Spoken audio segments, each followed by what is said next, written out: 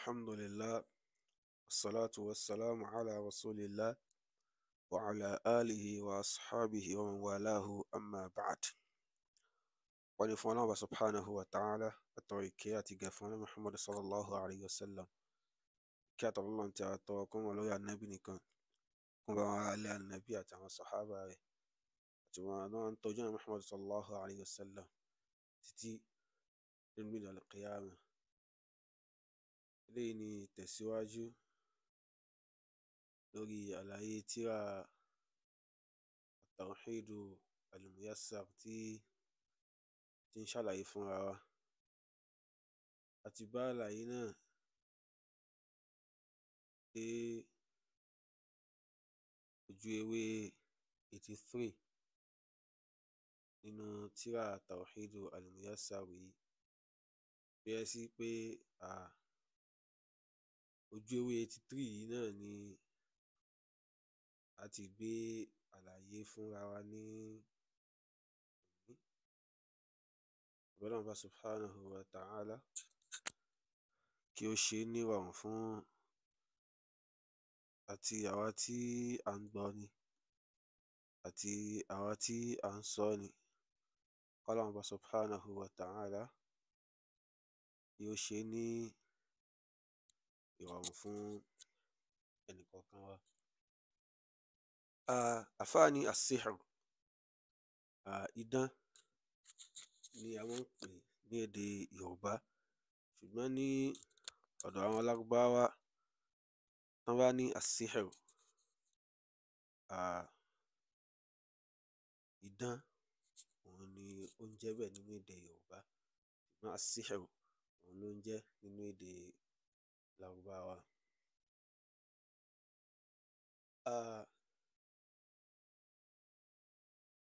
Eléyìí ní wáyé sọ pé èdè Lárúbáwá ni afáwa mú àlàyé rẹ̀ wá fún wa ní nínú èdè. Wọ́n ní as-sihru lughatan, wọ́n wá ní as-sihru ní èdè Lárúbáwá, òun náà ni ma khufiya, òun náà nìkan tó yẹ sí pé kí nìyẹn ò tí ó pamọ́. Wa latufa sababuhu, ṣùgbọ́n tó yẹ sí pé nǹkan tó jẹ́ nǹkan tí ó jẹ́ sábàbí, tá a lè sọ pé ó jẹ́ sábàbí idán yìí, nǹkan tó yẹ sí pé a lè sọ wípé káṣá ní kó wà vanimorous ṣá, tó yẹ sí pé nǹkan tó yẹ sí pé a lè sọ pé bóyá ó fẹ́ clear àbí kò dẹ̀ tún clear náà ni.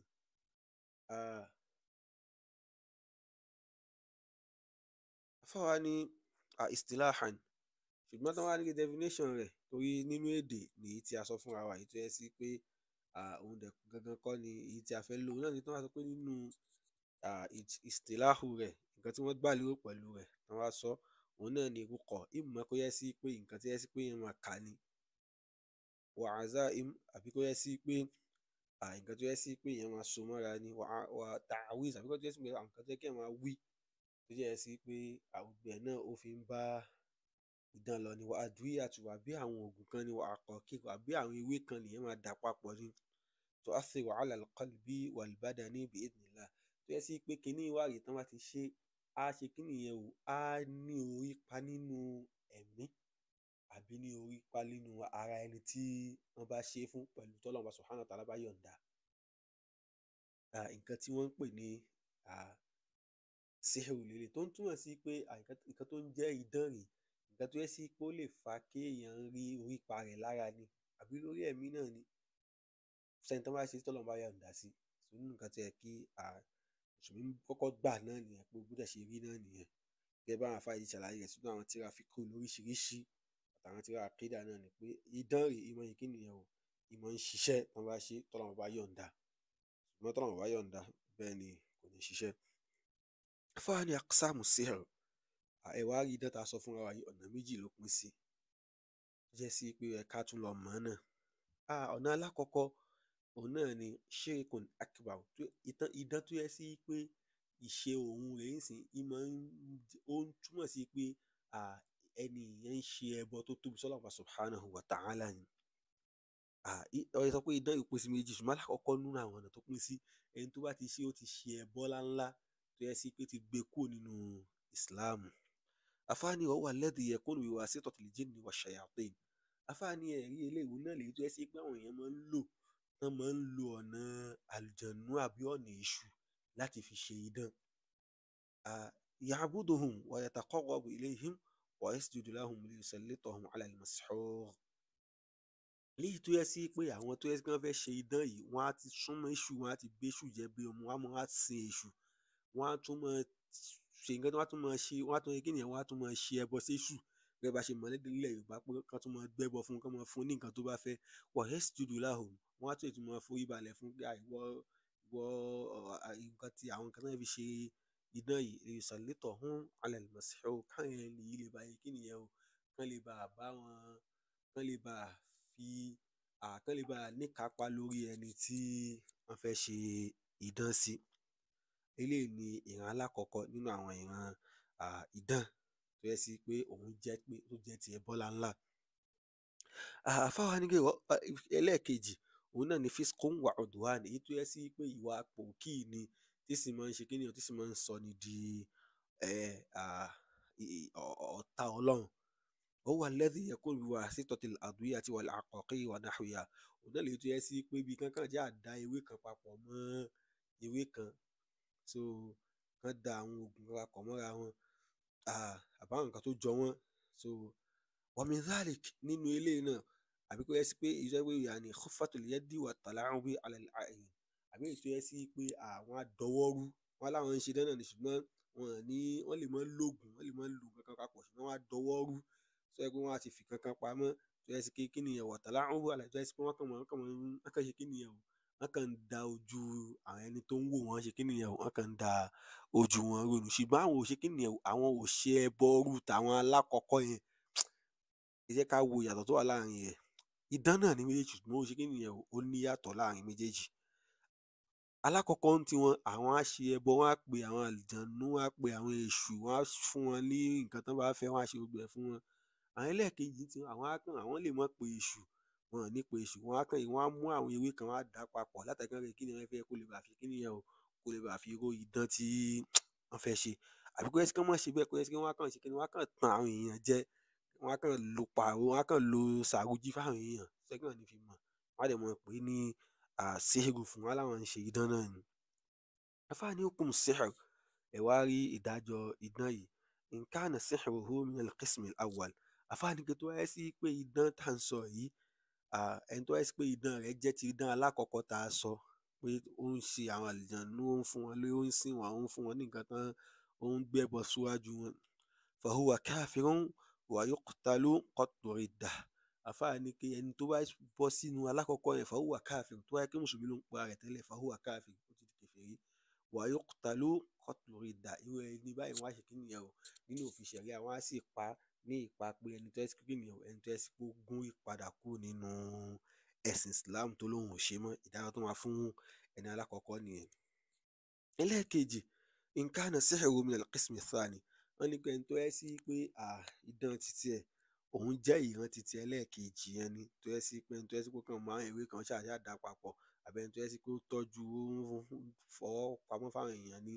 àbí ó ń ṣàn da ojú àwọn èèyàn rú lásán ni. Àfáà ní la yukaffar, irú ẹni báyìí sì la yakfur, irú ẹni báyìí kò tí ì di kèfèrí. Walakinnahu yu'addu fasiqan, ṣùgbọ́n irú ẹni báyìí o, a máa jẹ́ fásíkù pòkì,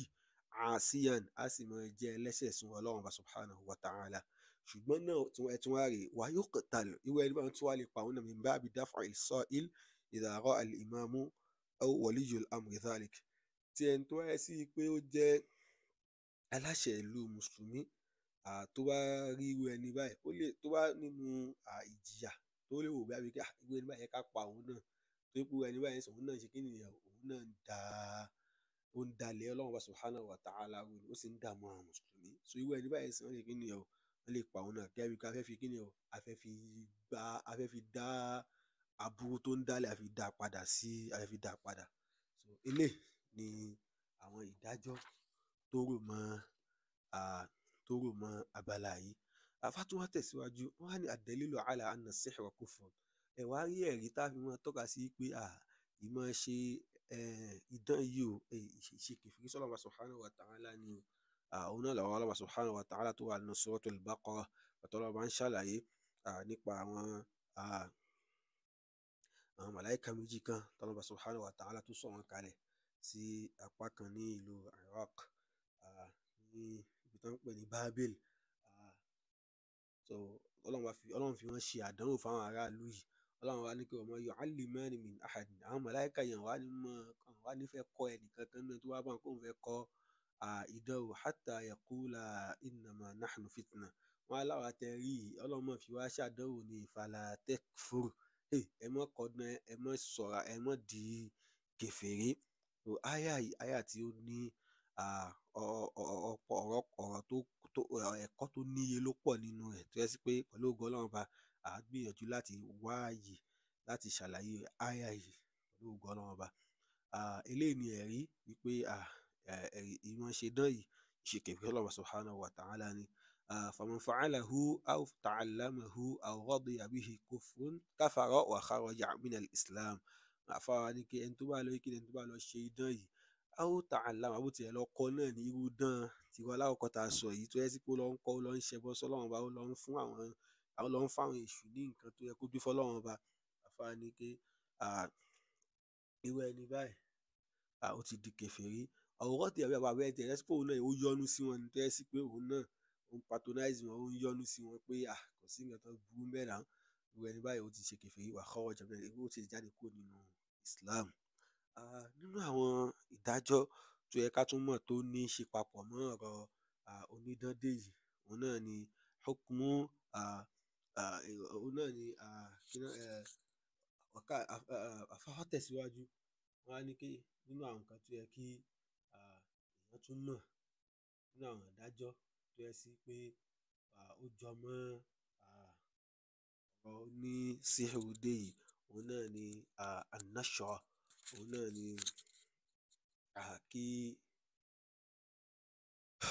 òun náà ni kí nìyẹn wa hiya fakku sihri anil mashhur. Òun náà ni káyé kí nìyẹn o kí a mú ẹni tí wọ́n ti ṣe idán sí lára ẹni tí wọ́n ti sà sí, ká wá fẹ́ kí nìyẹn o ká mú àṣàsí kúrò ní ara rẹ̀. Àfáà wá ní kí irú eléyìí sí ọ̀nà méjì ló máa ń gbà wá. Pé ẹni tí wọ́n ti sà sí nísìnyí wọ́n fẹ́ mú àṣàsí ẹ̀kọ́ ẹni tí wọ́n ti ṣe dán sí, pé ẹni tí káwọn èèyàn ti ṣe dán sí, wọ́n ti ṣe nǹkan tí ò dáa sí lọ́nà tó ní dán dé, bóyá wọ́n pe ògèdè, wọ́n ṣe gbogbo ẹ̀ náà, àmọ́ gbé ẹbọ lórí rẹ̀ náà ni ó wá ṣẹlẹ̀. So ọ̀nà méjì ni ó pín sí tí wọ́n fẹ́ yọ kúrò ní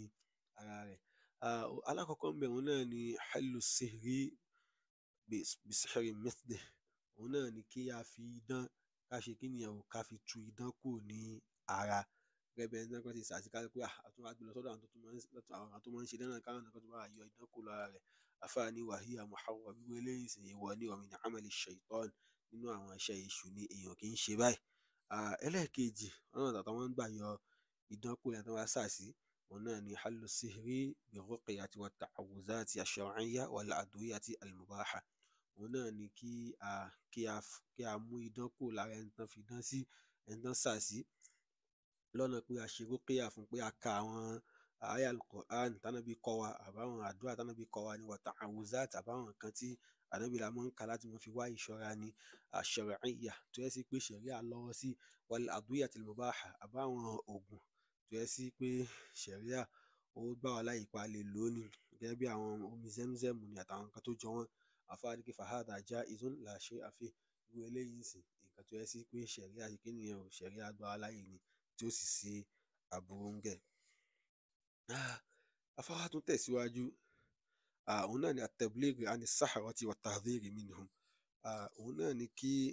a bá rí ẹni tí ó ń ṣe idán,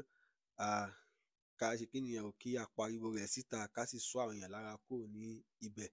Àfáà ní pé irú eléyìí sì yajibu at-tabligh ani as-sahara. Wọ́n ní pé dandan ni pé ká ṣe kí nìyẹn o pé kí a pariwo ẹni tó ń ṣe idán, ká jẹ́ káwọn èèyàn yìí mọ̀ wa tahdhiru an-nasi minhum, ká sì jẹ́ kí wa tahdhiru an-nasi minhum, ká sì sọ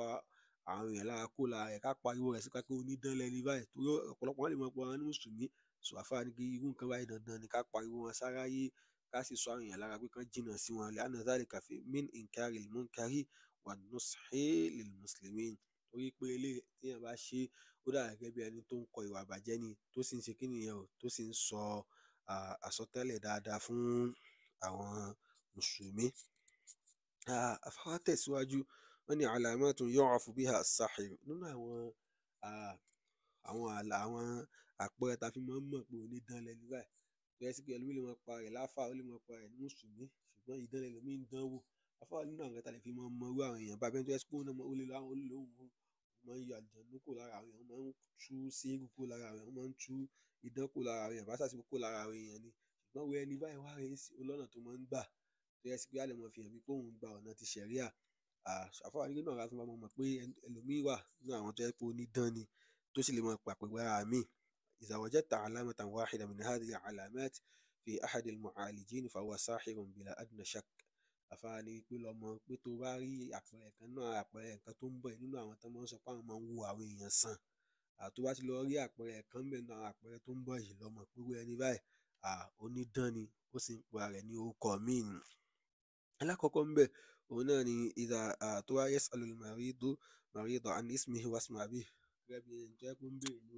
kó ń béèrè orúkọ pé wọ́n béèrè orúkọ ẹni tó rẹ̀ kó mọ béèrè orúkọ rẹ̀ kó tún mọ béèrè orúkọ ìyá rẹ̀ lórí pé ó fẹ́ wòyàn sàn irú ẹni báyìí kẹ́ lọ mọ̀ pé nínú àwọn àpẹẹrẹ tí ẹ kẹ́ fura sí pé ó ti ń jẹ́ sí pé ó ti ń súnmọ́ àwọn ẹni tó ó ti ń súnmọ́ kó jẹ́ àwọn onídán nínú rẹ̀ ya'khudh atharan min athari al-marid àbí kó yẹ kí ni àbí kó ní kẹ́ mú nǹkan kan wá nínú àwọn nǹkan tó yẹ sí pé ó wà lára aláàárẹ̀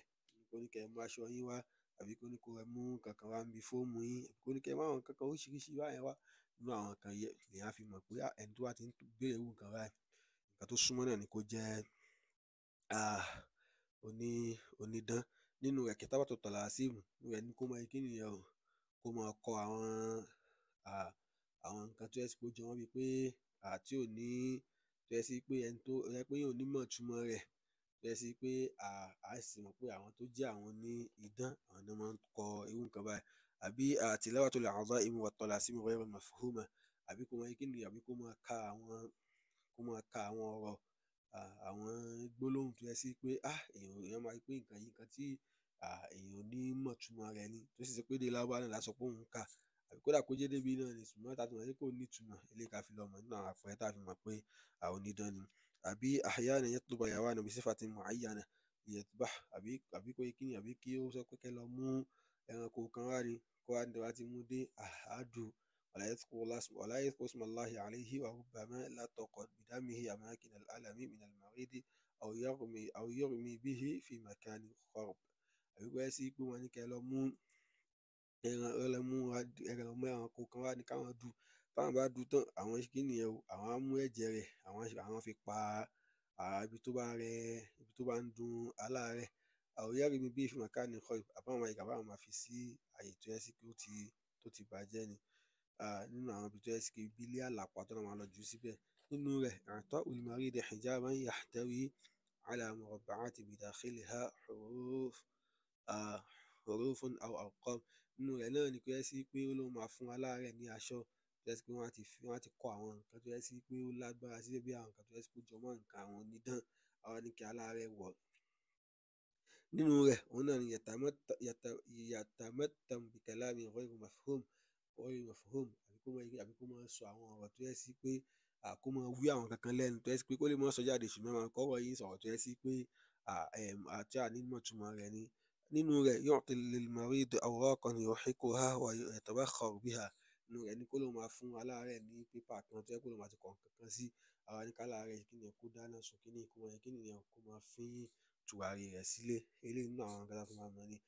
nínú àpẹẹrẹ ìgbẹ̀yìn tó bá tún mú wa òun náà ni yu'ti al-marid ashya'a yadfanuha fil ard àbí kó ló máa fún aláàárẹ̀ ní ẹni tó tà sí òun ló máa fún ní nǹkan kan ni tó máa ti wá fún ní nǹkan yìí ẹni yìí yóò mú nǹkan yìí yóò lọ rí mọ́ ilẹ̀ ní ibì kan